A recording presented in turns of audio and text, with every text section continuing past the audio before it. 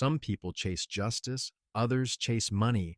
And then there are the visionaries who look at the legal system and think, yes, this is where I will resolve my personal beef with myself. And if you think that's the peak of absurdity, buckle up, because these cases are just the warm up act for a level of stupidity the law was never designed to handle. 1. Let's kick things off with the lawsuit that convinced me humans should have to pass an IQ test before being allowed near a courthouse. A man in Washington, D.C. sued a dry cleaner for $54 million because they briefly misplaced his pants. Not lost forever, not shredded by wolves, just delayed. According to him, this wasn't an inconvenience, it was a catastrophic attack on his emotional stability, personal dignity, and apparently the very fabric of American democracy. He waived a satisfaction guaranteed, sign in court like it was the U.S. Constitution. Meanwhile, the dry cleaners, actual humans with normal blood pressure, were sitting there wondering how a pair of trousers turned into a doomsday prophecy. Of course, the man lost. But honestly, the fact that a judge had to spend a single second on this proves we're one lawsuit away from someone suing gravity because they tripped over their own feet. 2. Next up, the man who decided that if you're going to file a lawsuit, you may as well aim for the top. He sued God. Yes, the God, the creator of the universe, manager of celestial scheduling, and apparently the personal saboteur of this man's property. His complaint, natural disasters. He wanted the court to issue a restraining order, telling the Almighty to stop sending fearsome floods and horrendous hurricanes. And what did the court say? Not, sir, are you okay? Not, we don't litigate theology. No. They dismissed it because they couldn't locate God's address to serve the paperwork. Imagine the clerk typing heaven into the system and getting an error message. Honestly, this lawsuit did one thing right. It proved bureaucracy is so powerful, it can block divine intervention with a simple address not found. 3. And just when you think the stupidity ceiling has been reached, along comes a man who decided to sue himself. His logic: by getting drunk and committing crimes, he had violated his own civil rights. Yes, he accused himself of ruining his own life and demanded $5 million in compensation to be paid to him, by him, through the state. Essentially, he tried to turn incarceration into a cashback rewards program. The judge, displaying supernatural restraint, dismissed the case with the legal equivalent of "please stop." But honestly, part of me respects the ambition. Who among us wouldn't love to send ourselves a bill every time we made a bad decision? Your Honor, I ate a whole pizza at 2 a.m. and I'm suing myself for emotional damages. 4. Then there's the mayor in Turkey who threatened to sue Warner Brothers and Christopher Nolan because the film The Dark Knight used the name Batman. His claim: the movie franchise was damaging the reputation of his city, as if Gotham was out there holding press conferences about the real Batman upsetting tourism. He genuinely implied the film caused crime in his town, which is hilarious because the only thing a superhero movie can realistically cause is teenagers trying to jump off things. It wasn't a lawsuit, it was a publicity campaign wrapped in legal paperwork. The world collectively laughed, and the case evaporated into thin air, much like common sense does whenever someone sees a billion-dollar franchise and thinks, hey, maybe I should sue that. 5. One of my personal favorites is the psychic who sued NASA for landing a rover on Mars. She claimed she was a Martian ambassador, and the rover's presence was interfering with her vibrational energy fields. Translation: she didn't like the vibe of the robot. Her solution: demand $300 million. NASA didn't even break a sweat. The case was dismissed before the ink dried. But I treasure this one because she accidentally helped establish a very useful legal principle. To sue in U.S. court, you generally need to be from Earth. Tough luck, space diplomats. 6. And of course, someone eventually decided to sue Starbucks for the unspeakable crime of putting Isa in iced coffee. Yes, a woman filed a $5 million lawsuit alleging that a 24-ounce drink containing ice was somehow deceptive because, brace yourself, the ice took up space. The judge responded with the legal equivalent of a facepalm and explained that even a child understands how volume works. And honestly, I wish we could have televised that ruling. Imagine a federal judge spending his afternoon confirming the existence of basic physics. Somewhere, Archimedes wept. 7. Back in the 90s, a man sued Anheuser-Busch because drinking Bud Light didn't magically transport him to a tropical beach surrounded by beautiful women like in the commercials. He demanded damages for emotional distress because reality refused to cooperate with advertising fantasy.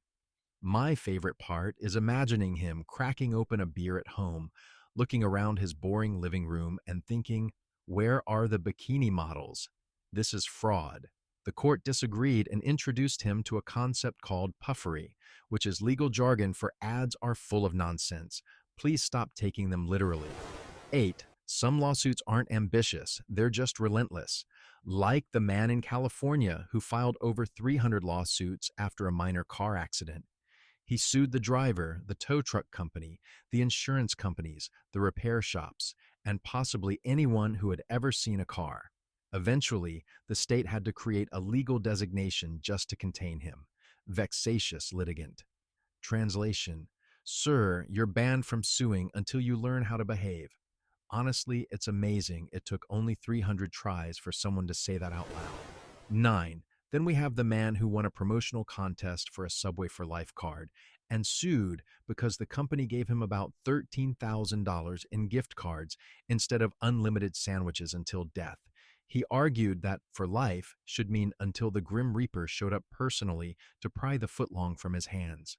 Subway pointed out that companies are allowed to define their own contest terms, which is a polite way of saying, no one is giving you infinite bread, my guy. Somewhere, a lawyer had to write the sentence, no corporation is obligated to sustain you nutritionally forever. 10. And now, the lawsuit everyone thinks they know, the infamous McDonald's hot coffee case. People love to mock it as the pinnacle of stupidity, but in reality, it was the rare situation where the corporation was actually the dumb one. The coffee was served at temperatures capable of stripping paint, and a 79-year-old woman suffered third-degree burns requiring skin grafts. McDonald's knew about 700 previous burn injuries and didn't adjust the temperature. So, yes, the lawsuit was real, justified, and absolutely not stupid, but the myth that it was frivolous became its own weapon. A PR masterclass in blaming the victim until the entire country forgot the actual facts. Sometimes the dumbest lawsuit is the one people think existed. 11. And because the universe likes symmetry, let's talk about the monkey that accidentally became a legal celebrity. A macaque took a photographer's camera and snapped a perfect selfie. Big smile, full teeth, better than some influencers I've seen. Then an animal rights organization sued on behalf of the monkey, claiming the macaque owned the copyright. The court eventually ruled that non-humans can't hold copyright, which means no royalties for our primate king. The entire debate lasted years, and I can only imagine the judges thinking, I went to law school for this. 12. The early 2000s were a golden age for chaos, which is why a man once sued the band Insane Clown Posse because their concert was too loud. Yes, he attended a show by a band literally named Insane and was shocked to discover it wasn't an acoustic poetry reading. He claimed the volume damaged his hearing and demanded compensation. This is the legal equivalent of licking a battery and then suing Duracell for the surprise. Sir, what were you expecting from a performance involving face paint and shouting? 13. One woman decided to sue Universal Studios because she visited their Halloween Horror Nights attraction and got scared. The event, which markets itself entirely on the premise of frightening people, apparently succeeded too well. She argued that a costumed actor ran at her aggressively, which is sort of the whole point of the experience. It's like buying a roller coaster ticket and then suing because it went up and down. Sometimes the truth really is stranger than fiction, mostly because fiction has editors. 14. A man in New York attempted to sue his date for the price of the evening after she allegedly ghosted him. He itemized the costs: dinner, drinks, transportation, emotional trauma, existential disappointment. and presented them to a judge like he was submitting an expense report to HR. The court dismissed it immediately, but honestly, I admire the hustle. If ghosting were billable, half the planet would be bankrupt. 15. An inmate once sued the makers of The Shawshank Redemption, claiming the film caused him mental anguish because it inaccurately depicted prison life. My favorite part? He demanded damages for the emotional pain of discovering that tunneling through walls with a spoon is not as easy as Tim Robbins made it look. The judge did not award him compensation, presumably because movies are not required to provide DIY tips for escape. 16, a man sued Pepsi because he believed he should receive a Harrier jet based on their 90s commercial. Little detail, the jet in the ad was clearly a joke, mostly because a real Harrier costs around $30 million dollars and requires military clearance, but this man was committed. He collected Pepsi points, demanded his fighter jet, and took the company to court when it didn't appear in his driveway. The judge had to explain that commercials are not legally binding arms deal negotiations. 17. And finally, a couple sued their wedding photographer for missing a few shots, not because they wanted a refund or new photos, but because they insisted he recreate the entire wedding, guests included years later. They wanted the photographer to restage the event so they could pretend it all happened in perfect lighting. Imagine calling all your old relatives and saying, "Hey, remember that party you attended 3 summers ago? We need you to come back and do it again for continuity." The court, shockingly, declined to mandate a time travel reenactment. 18. You'd think toothpaste is a pretty drama-free product, but no.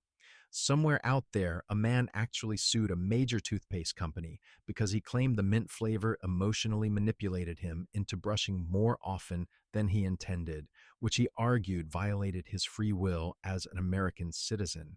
I remember reading this and thinking, imagine explaining to a judge that you were seduced by fluoride, that the refreshing tingle tricked you like some mint-scented siren calling you to dental responsibility, and that this was somehow a legal issue instead of, proof that you were just very impressionable. The poor judge had to sit there while a grown adult basically confessed under oath that he was outsmarted by a tube of Crest. And honestly, I don't know what's worse, the lawsuit itself or the fact that a lawyer somewhere said, "Yes, we can absolutely file this." 19. There was also the man who sued a theme park because he claimed the animatronics were too realistic and caused him psychological trauma, which is funny because animatronics are famously the least realistic things on Earth.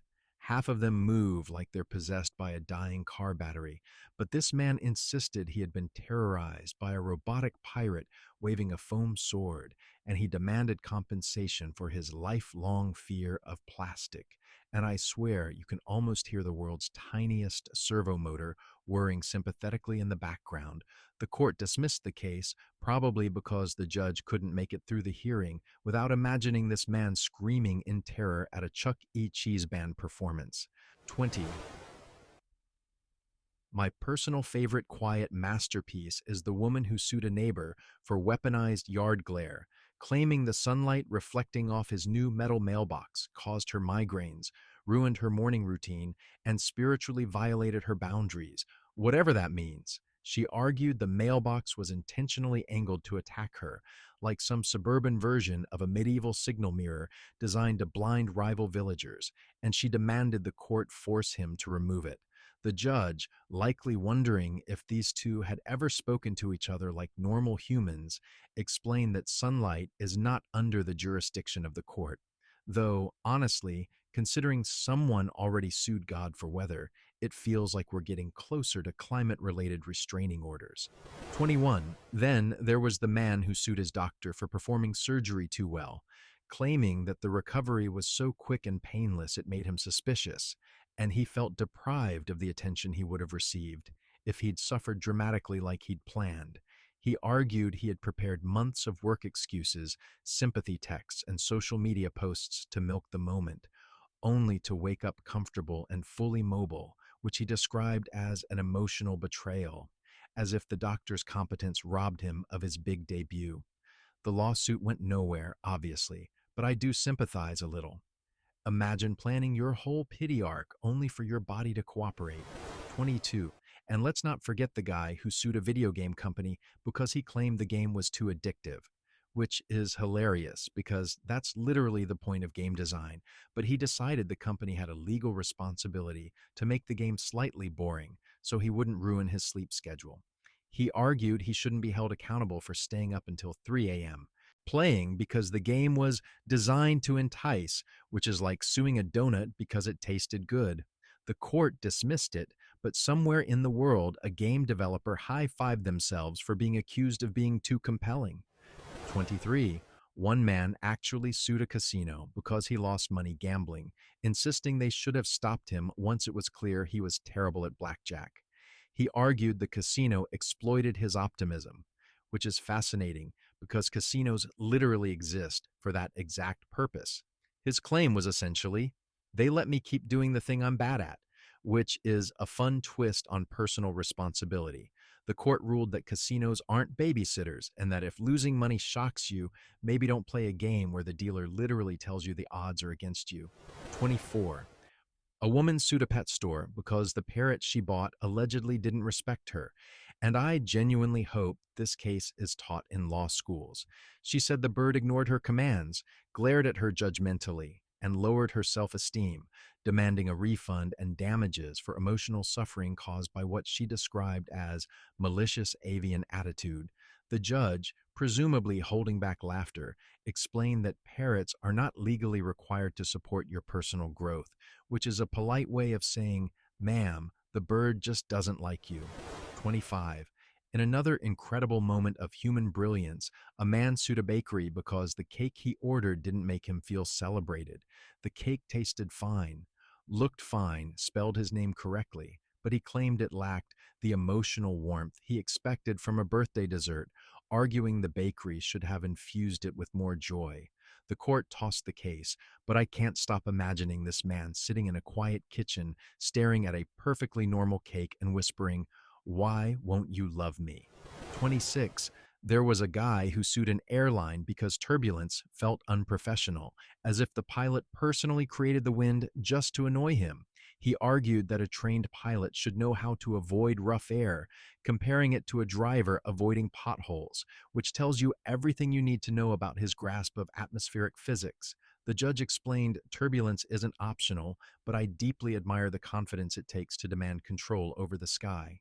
27. One woman attempted to sue her GPS app because it told her to turn left down a clearly closed road, which she followed anyway, promptly driving into a construction ditch. Instead of accepting that she blindly obeyed a phone like it was the voice of destiny, she insisted the app owed her damages for misleading her, which is a very poetic way of saying, I refuse to think while driving. The court dismissed it, proving once again that technology isn't the problem. People treating it like prophecy is. 28. Then there was the man who sued a fast food chain because the burger in the advertisement looked better than the burger he received, which is like being shocked that models in commercials are attractive. He argued he had been emotionally deceived by the glossy, perfectly lit sandwich on the poster and demanded compensation for his disappointment. The judge pointed out that advertising is not a photographic confession, but an aspirational fantasy, which is legal speak for, "Sir, it's a burger, please calm down." 29.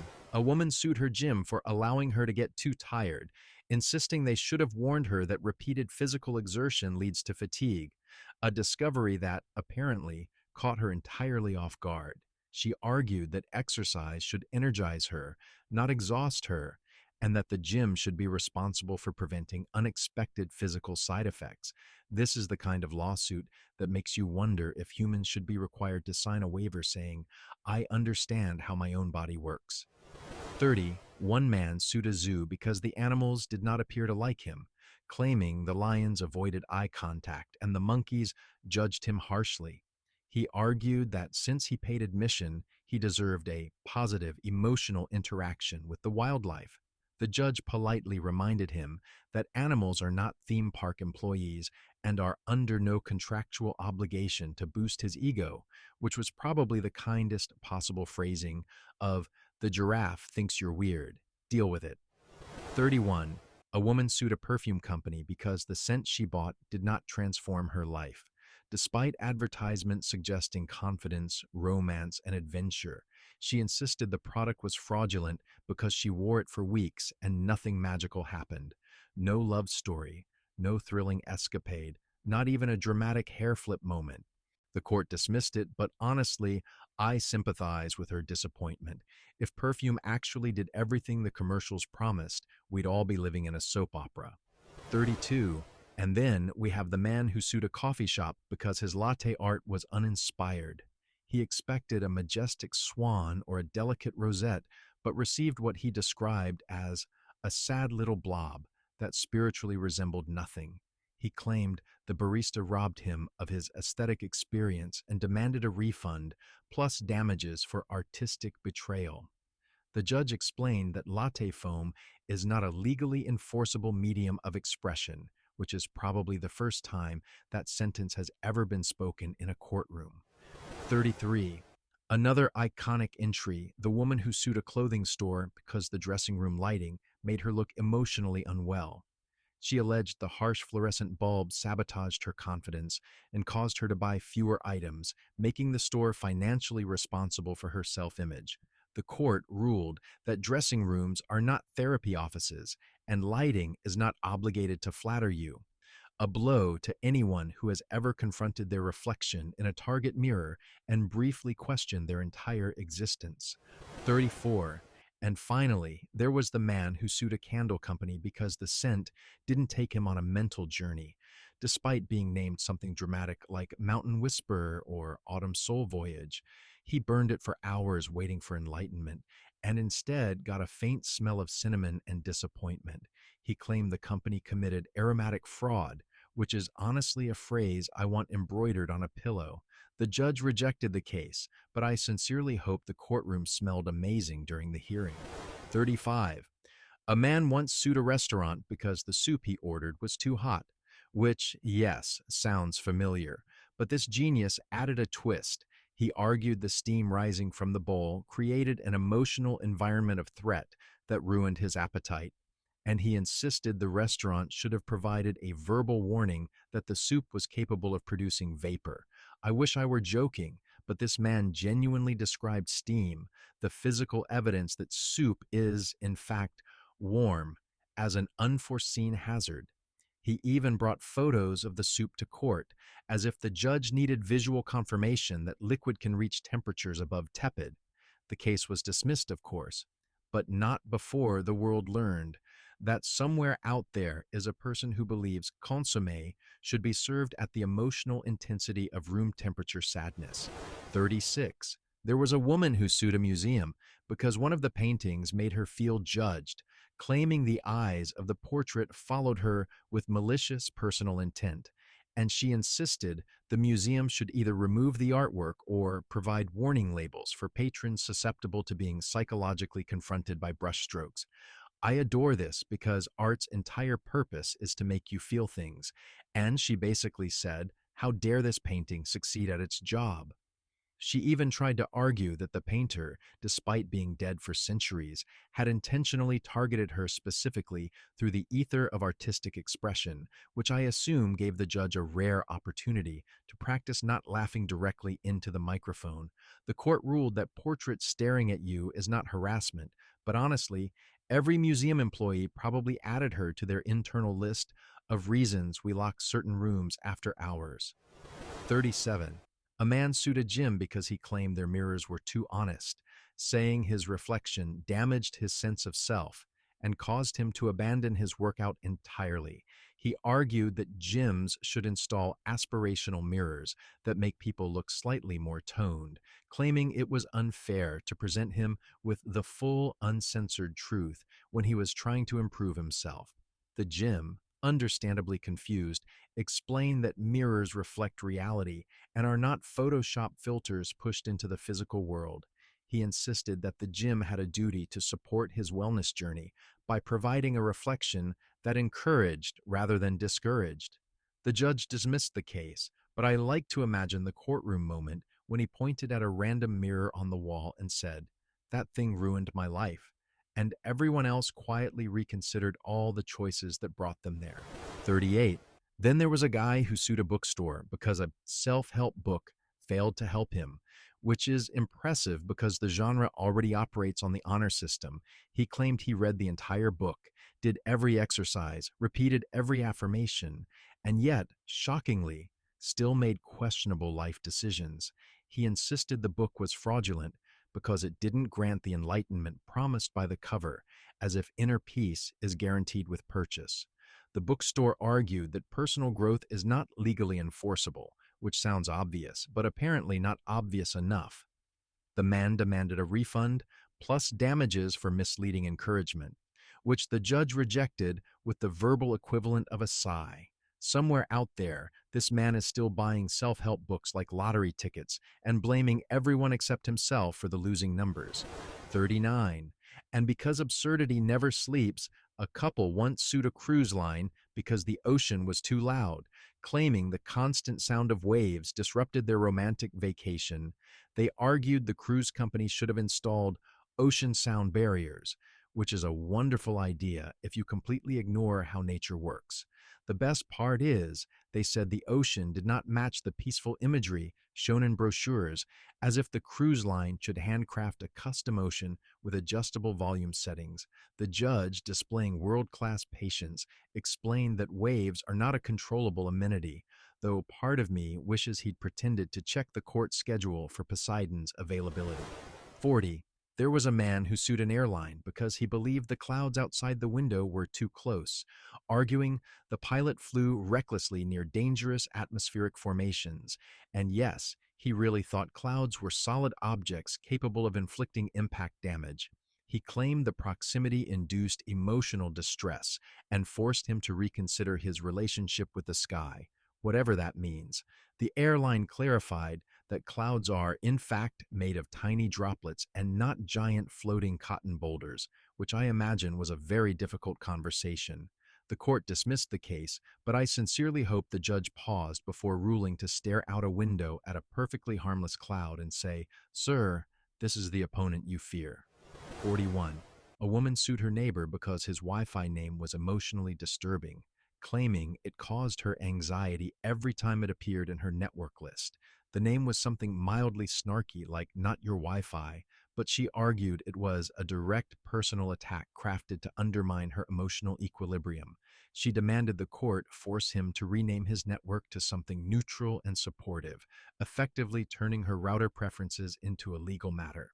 The judge explained with admirable restraint that Wi-Fi names are not regulated speech and cannot be litigated unless they contain explicit threats, which this one did not. Somewhere out there, this man likely changed the Wi-Fi name to something even more passive-aggressive, possibly referencing the lawsuit itself. 42. A man sued a hotel because the pillows were too fluffy, claiming his head sank too deeply, causing existential dread and what he described as a feeling of being psychologically swallowed. He argued that hotels have a duty to provide pillows that offer emotional stability, not threatening softness, which is one of the most poetic phrases ever spoken in a courtroom. The hotel tried to explain that pillow firmness varies by preference, but he insisted that no reasonable person would choose such an aggressively comforting object. The case was tossed, but I desperately want to meet the lawyer who kept a straight face while saying, "Your Honor, my client was engulfed by plushness." 43. And then we have the man who sued a dating app because the algorithm did not appreciate his potential, claiming the app matched him with people who failed to recognize his inherent charisma, which he believed constituted emotional harm. He argued that the app had the responsibility to curate matches that boosted his self-esteem, essentially asking for a personalized harem of compliments. The app responded by reminding him that algorithms are not personal therapists. The judge agreed, politely implying that if multiple dates didn't appreciate him, the common denominator might not be the software. 44. One woman sued a bakery because her gluten-free muffin tasted too gluten-free, claiming the flavor was an assault on her expectations, and that the bakery should have compensated for the missing gluten with equivalent emotional satisfaction. The bakery pointed out they delivered exactly what she ordered, a gluten-free baked good. She argued that the bakery had a moral obligation to transcend the limitations of the recipe, which is a poetic way of saying, make my diet food taste like it isn't diet food. The case vanished quickly, along with whatever remained of the muffin. 45. Then there was a man who sued a clothing company because the raincoat he bought did not make him feel adventurous, like the advertisement promised. He said the ad depicted a rugged explorer conquering storms, while he merely walked to his car without feeling transformed. He demanded damages for the absence of narrative drama, a phrase I plan to use in every complaint I make for the rest of my life. The judge dismissed it, which is shocking because I would have granted the lawsuit just to see how far the man would take the idea. Maybe next he'd sue hiking boots for not giving him a hero's journey. 46. A woman attempted to sue a streaming service because the autoplay feature trapped her in an unwanted binge cycle, claiming it was responsible for her staying up all night watching an entire season of a crime documentary. She argued the platform's manipulative design removed her ability to click the remote, which, to be fair, is relatable, but still not a legal matter. The service pointed out she could disable autoplay, but she insisted that requiring her to adjust settings was an unreasonable emotional burden. The judge disagreed, and somewhere deep inside, the algorithm probably smiled. 47. A man sued a grocery store because the avocados ripened too quickly, claiming he was emotionally unprepared for their sudden readiness and suffered a traumatic guacamole incident. He argued the store failed to provide ripening forecasts, which is hilarious because predicting avocado behavior is impossible even for seasoned chefs. The court dismissed it, but not before the man passionately described the moment he cut into the avocado and realized it was no longer Pinterest-worthy. A tragedy Shakespeare somehow never wrote. 48. One woman sued a car wash because her vehicle came out too shiny, claiming the excessive reflection caused her to reevaluate her appearance when she saw herself in the door panel. In her lawsuit, she said the unexpected clarity forced her into an involuntary moment of self-confrontation, which she believed should entitle her to damages. The car wash argued they simply did their job to the advertised standard. The judge ruled that emotional instability caused by unexpectedly clean surfaces is not a legal issue, which frankly feels like a missed opportunity for psychologists everywhere. 49. A man sued a tech company because autocorrect kept changing his name, claiming it was a campaign of digital disrespect. His name wasn't even unusual. The software just had other priorities, but he insisted the error personally attacked him and undermined his identity every time he texted. The company explained he could add his name to the dictionary, but he argued the burden should not fall on him to teach machines to respect humanity. I admire the conviction, but the judge did not. 50. A woman sued her neighbor because his wind chimes disturbed the spiritual balance of the cul-de-sac, arguing the chimes summoned uninvited energies into her yard, which she claimed interfered with her meditation practice. She demanded the court ban all audiological pollutants, a phrase that undoubtedly caused the stenographer to pause. The judge ruled the chimes were perfectly legal, but I like to imagine the neighbor immediately bought louder ones out of sheer spite. 51. And finally, the mic drop of stupidity. A man sued himself again, but this time not for damages. He wanted a restraining order against his own behavior, claiming he could not be held responsible for his bad decisions unless legally prohibited from making them. Yes, he attempted to use the court system as a parental lock for his own life, arguing that only judicial authority could stop him from being impulsive. The judge explained, gently but firmly, that adults are expected to manage themselves without court-mandated babysitting. But honestly, this is the perfect ending to the entire list. A man so committed to avoiding responsibility that he tried to outsource it to the legal system, proving once and for all that the dumbest lawsuits aren't the ones aimed at others, they're the ones aimed at ourselves. And there you have it, a full guided tour through the legal jungle where logic goes to die and paperwork outlives common sense. If you survived all that without suing someone, congratulations, you're already above average. Now, tell me in the comments, which lawsuit deserves a lifetime achievement award in stupidity. And if you've ever witnessed something even dumber, don't hold back. I'm collecting evidence for the sequel. Hit like, subscribe, and brace yourself. Humanity hasn't even reached its peak nonsense yet.